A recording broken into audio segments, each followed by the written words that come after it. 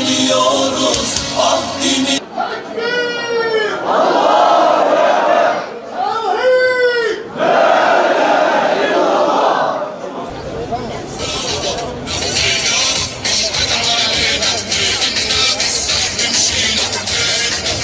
Yürüyüşümüzü gerçekleştireceğiz. Bayrakları dalgalandıralım. Filistin'e olan, Gazze'ye olan sevdamızı haykırmak adına buradayız. Tekbir!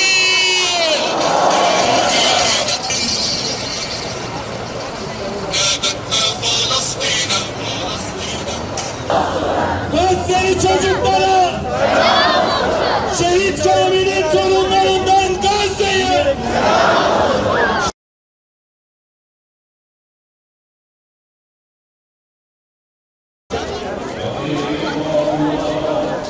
Evet, başlıyor.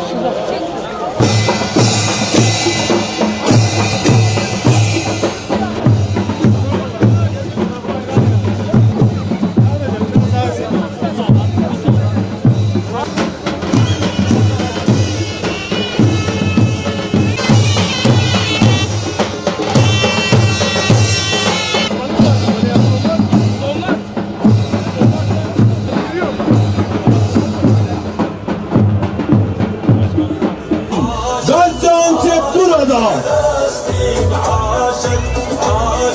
Hamdolsun yoğun bir katılım var. Bakın buradan görüyoruz.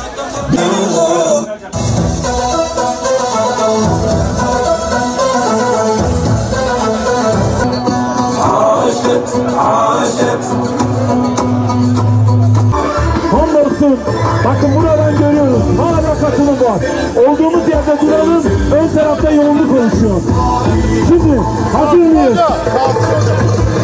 Allah'a hamdolsun. Allah Resulüne salat ve selam olsun. O yüzden bugün buradayız ve meydandayız.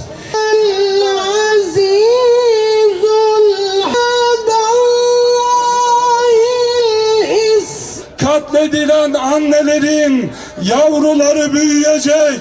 Bu millet o mübarek bayrakla o topraklara girecek ve o çocuklara diyeceğiz ki işte annen Fatıma'nın, Zeynep'in katili Netanyahu'nun cesedidir. Gazze sokaklarında süründürülen diyeceğiz Allah'ın izniyle. Tekbir! Tekbir! Sayın Başkanım, hocamıza Kur'an-ı Kerim hediye ediyoruz. İstifade edebilmek duasıyla diyoruz.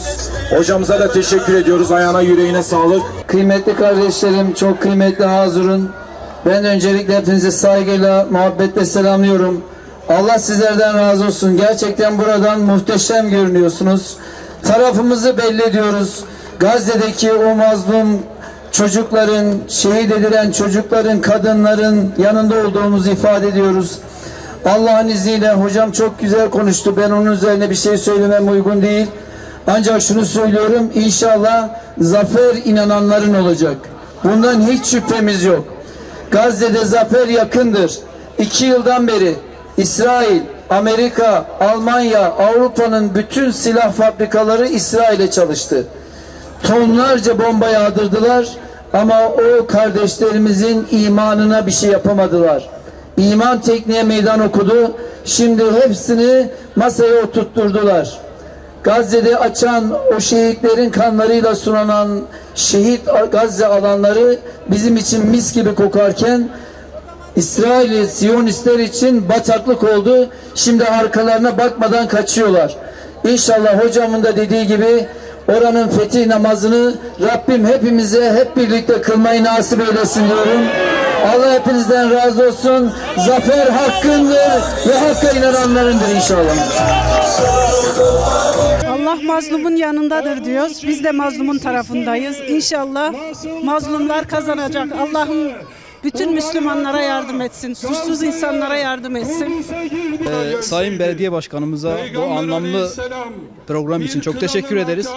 Bu her Müslümanın gönlünde Filistin, Kudüs'ün olan her bir Müslümanın buraya katılıp bu coşkuyu hissetmesi ve bilhassa bunu çocuklarına yaşatmaları gerekir.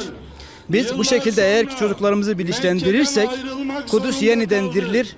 Kudüs yeniden Selahaddin'in istediği şekilde değer ve manasına ulaşır. O yüzden bütün herkesin çocuklarına bu duygu ve düşünceyi en güzel bir şekilde aşılaması gerekir. Yani iyi hissediyorum çünkü hani insanların birlik olması her zaman için onları korkutacaktır. Birlik olduğumuz için mutluyum yani bugün için öyle. Filistin özgür kalana kadar susmayacağız. Burada durmak, tam olarak burada durup burada yürümek, ta oradan buraya kadar yürümek, Filistin'e destek olmak, burada bağırmak, çağırmak ve dua etmek çok güzel bir